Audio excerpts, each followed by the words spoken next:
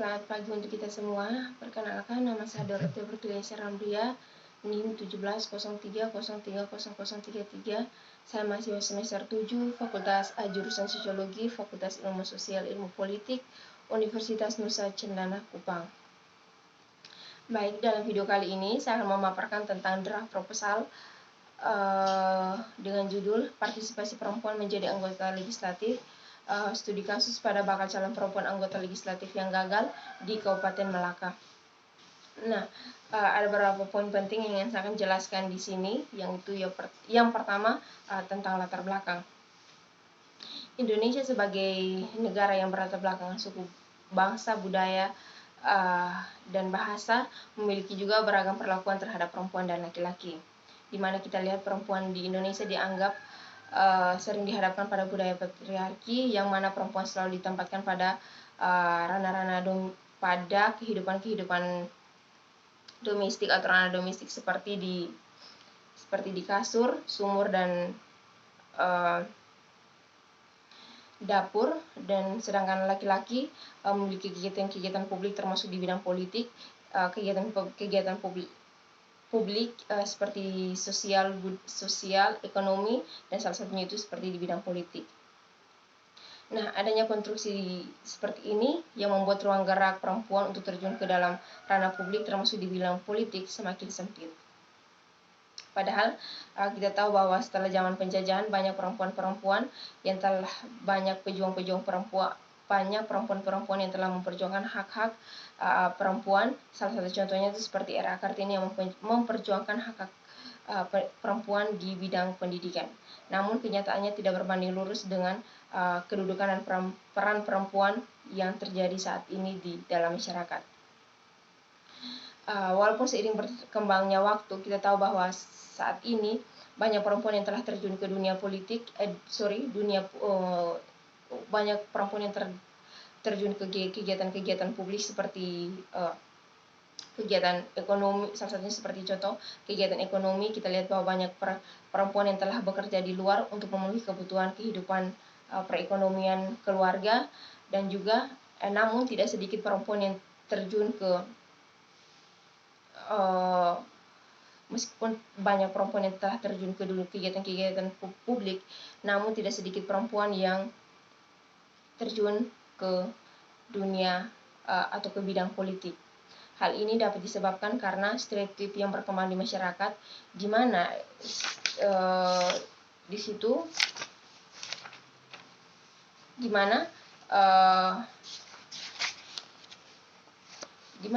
stereotip yang berkembang di masyarakat yang menganggap bahwa politik sebagai ruang publik yang dinyatakan sebagai aktivitas yang tidak tepat untuk perempuan karena dianggap kasar, kotor, dan tabu.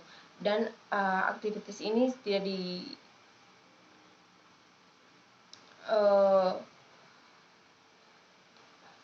sesuai bagi perempuan. Nah, konstruksi sosial dan budaya atas perempuan sangat mencerminkan bias gender, di mana itu sistem patriarki memunculkan relasi yang timpang antara perempuan dan laki-laki karena pemahaman yang berbeda.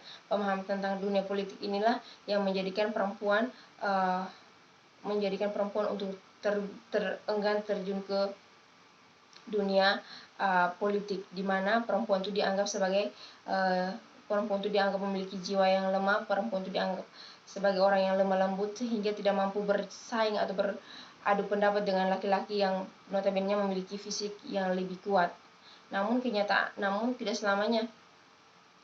Namun stereotip yang berkembang di masyarakat inilah yang membuat ruang gerak perempuan atau yang membuat rasa percaya diri perempuan untuk terjun ke dunia politik sangatlah minim.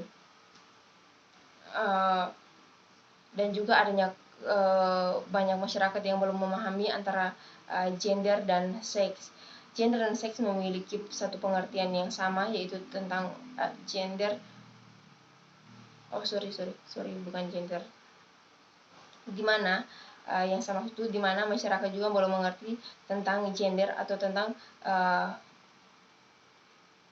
secara bahasa Inggris gender juga diartikan sebagai seks atau jenis kelamin. Namun yang berbeda di sini adalah tentang gender yang dimaksudkan di sini, yaitu tentang perbedaan peran antara perempuan dan laki-laki, atau di mana kesetaraan bukan perbedaan, tapi kesetaraan antara kesetaraan peran dan perempuan antara perempuan dan laki-laki, di mana perempuan dapat bekerja di ranah-ranah publik, begitu juga laki-laki dapat bekerja di ranah domestik. Artinya ada keseimbangan antara peran perempuan dan juga peran laki-laki.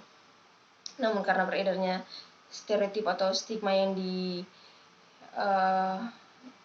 dalam masyarakat bahwa dunia politik itu adanya dunia laki-laki dan memiliki akal, sehingga menurunkan rasa percaya diri perempuan untuk terjun ke dunia politik. Walaupun mereka telah memiliki, walaupun pemerintah telah memberikan kuota 30% untuk perempuan supaya terlibat dalam dunia politik, namun kenyataannya banyak perempuan yang belum terlibat di dalam dunia politik karena konstruksi sosial yang terjadi di atas seperti yang saya sebutkan tadi, dan juga peran kodrati perempuan yang selalu mengurus rumah tangga, melahirkan, berperan sebagai ibu, dan sering haid setiap bulan. Hal-hal inilah yang membuat sehingga perempuan enggan turun ke dunia politik. Nah, fenomena ini menjadi suatu masalah yang penting untuk dikaji secara lebih dalam. Untuk itu saya melakukan penelitian di Kabupaten Malaka, yang mana saya melihat hasil pemilihan umum pada tahun 2019 itu terdapat sebanyak 125 orang caleg perempuan di Kabupaten Malaka. Namun yang lolos pada periode 2014 hanya perempuan, sedangkan yang lolos itu hanya 3 orang, sedangkan yang laki-laki yang lolos sebanyak 22 orang. Dan juga hal ini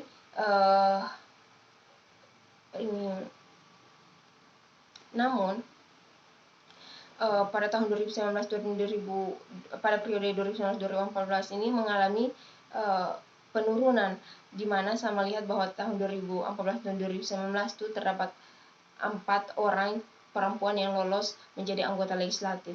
Untuk itu saya mengambil ini menjadi suatu masalah untuk saya teliti, di mana saya melihat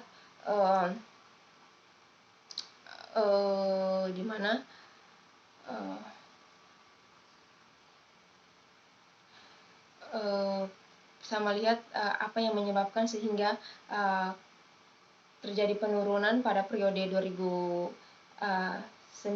dan 2014. Dan yang kedua, saya masuk kepada rumusan masalah. Nah, di dalam rumusan masalah itu yang pertama itu tentang mengapa anggota perempuan legislatif mengalami penurunan pada periode 2019-2024 di Kabupaten Malaka. Yang kedua, apa faktor yang menyebabkan kegagalan pada calon anggota legislatif perempuan di Kabupaten Malaka. Terus, yang berikut tujuan penelitian. Berdasarkan rumusan masalah yang di atas, maka penelitian ini bertujuan untuk mengetahui dan mendeskripsikan mengapa anggota perempuan legislatif di Kabupaten Malaka mengalami penurunan pada periode 2019-2024, serta faktor apa yang menyebabkan kegagalan pada calon anggota legislatif perempuan di Kabupaten Malaka. Yang berikut, ruang lingkup, tempat dan waktu penelitian. Ruang lingkup keilmuan yang digunakan dalam meneliti masalah di atas yaitu ruang lingkup sosiologi, karena mengkaji gejala, fenomena, atau masalah sosial yang terjadi di kehidupan masyarakat. Yang kedua, tempat yang digunakan pada penelitian itu bertempat di Kabupaten Malaka, Nusa Tenggara Timur, di mana lokasi tersebut merupakan sebuah kabupaten yang baru mekar dan memiliki tatanan sistem pemerintahan yang baru, sehingga keterlibatan perempuan menjadi anggota legislatif sangat minim, walaupun telah diberikan kuota 30% oleh negara dalam menjadi anggota legislatif. Yang kedua, waktu penelitian itu dilakukan selama 3 bulan, karena penelitian itu menggunakan metode penelitian kuantitatif, di mana harus mendapatkan informasi secara natural dan kejelasan fakta, serta turut menjadi bagian dari penelitian, sehingga data yang dihasilkan bersikap deskriptif dan turut merasakan apa yang terjadi dengan keadaan di sekitar. Yang berikut jenis penelitian yang digunakan itu metode penelitian kuantitatif karena mendeskripsikan fenomena sosial terkait minimnya dan penurunan angka partisipasi perempuan menjadi anggota legislatif di Kabupaten Malaka. Terus metode penelitian dan teknik analisis, yaitu metode penelitian yang digunakan ialah metode penelitian kuantitatif, yaitu observasi dan wawancara serta deskriptif. Dan kedua, teknis analisis yang digunakan adalah menggunakan teknik analisis triangulasi data dan memahami konsep pendekatan yang menjelaskan keadaan objektif dengan wawancara, pengamatan serta dokumentasi.